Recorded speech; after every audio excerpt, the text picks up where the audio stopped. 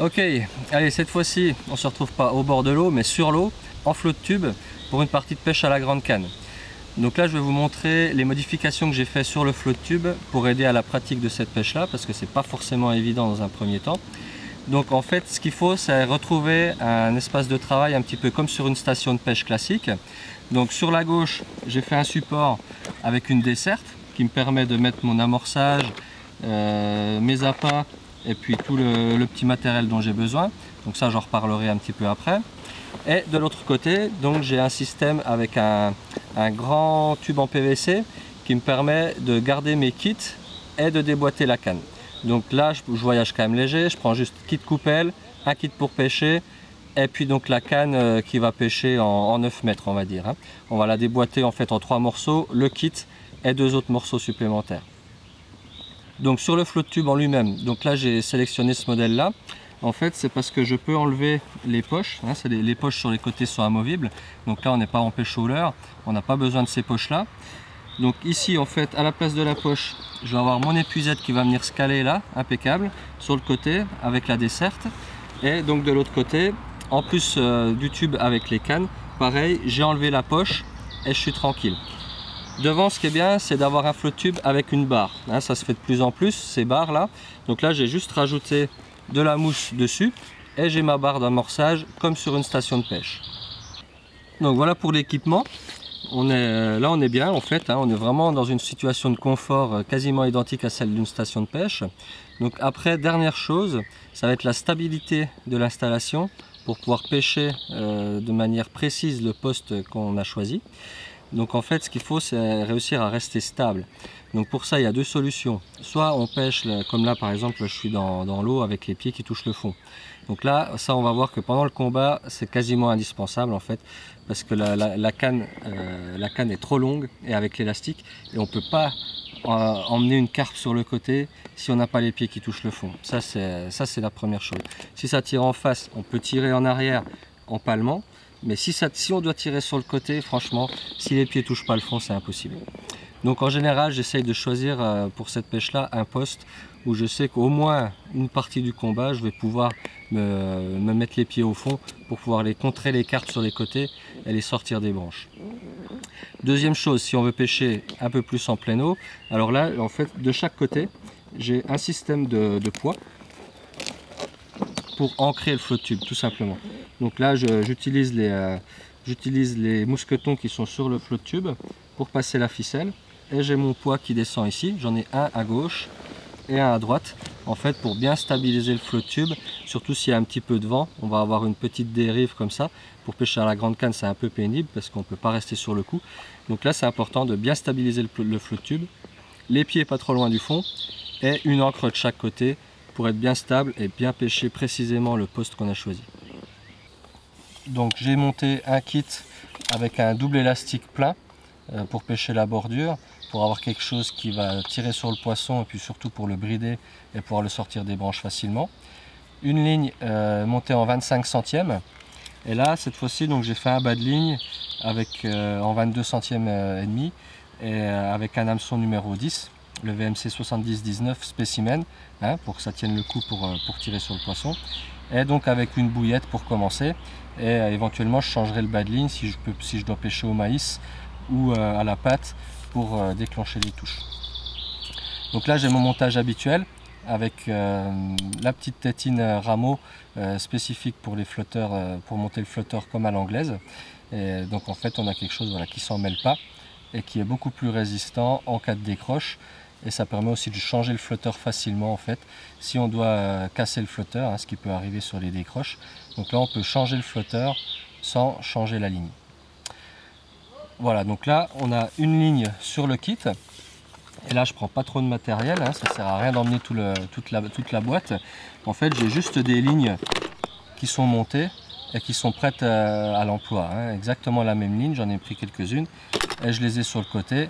Si je casse quoi que ce soit, je change la ligne et on passe au suivant. On n'emmène pas la boîte de plomb, etc. Là, en petit matériel, j'ai juste donc, des lignes de rechange, une aiguille à bouillette et des petits stops bouillettes pour monter les bouillettes, tout simplement. Là, c'est tout ce que je prends avec moi. Les appâts, 2-3 petits matériels comme ça, et c'est parti pour pêcher. Donc là je vais amorcer un coup à la coupelle et puis donc je vais pêcher ce coup là. Et là ce qui est intéressant en flotte tube, c'est qu'on peut se déplacer très rapidement d'un poste à l'autre. On met juste une ou deux coupelles à un endroit, on pêche cet endroit là. Si manifestement il n'y a aucune activité des carpes, allez, je vais me donner une demi-heure, je pense, grand maximum par poste.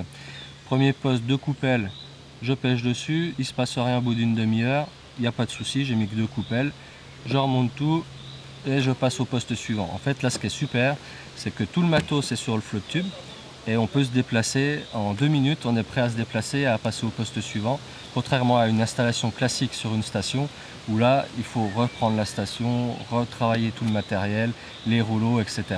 C'est très pénible et en général on ne le fait pas, hein. Une fois qu'on a choisi un poste on y reste, alors qu'avec le flotte tube, en 2 minutes on passe au poste suivant. Allez, on va amorcer et voir si les carpes sont là.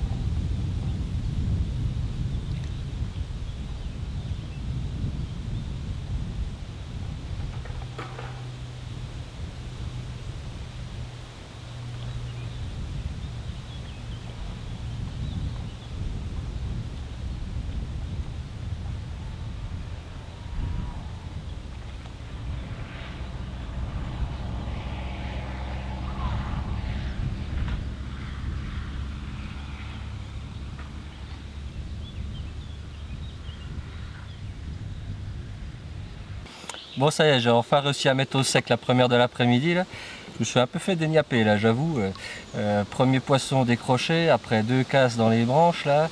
Et donc là c'est le quatrième départ. Et premier poisson à l'épuisette. Ça fait plaisir. Les poissons sont bien chauds là. Pouah, ce que je me suis pris. Excellent, hein. Voilà, un beau poisson là, une belle miroir. Qu'on va s'empresser de remettre à l'eau pour aller chercher la grand-mère. Allez, à la suivante.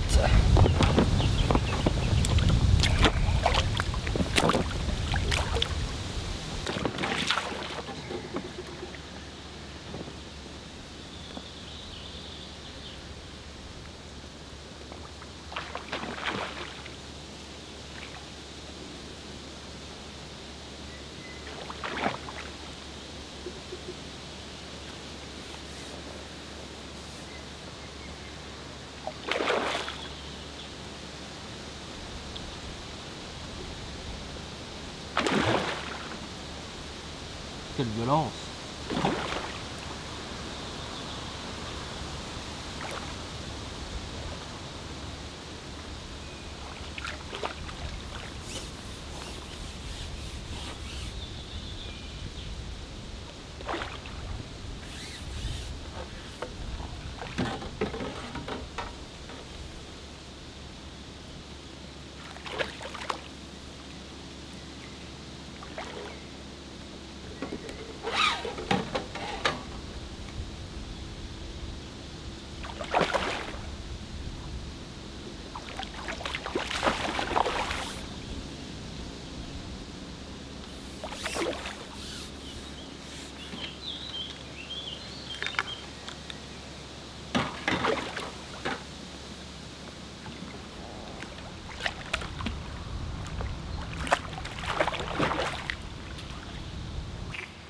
Allez, voilà encore une jolie petite merroir qui fait plaisir comme d'habitude.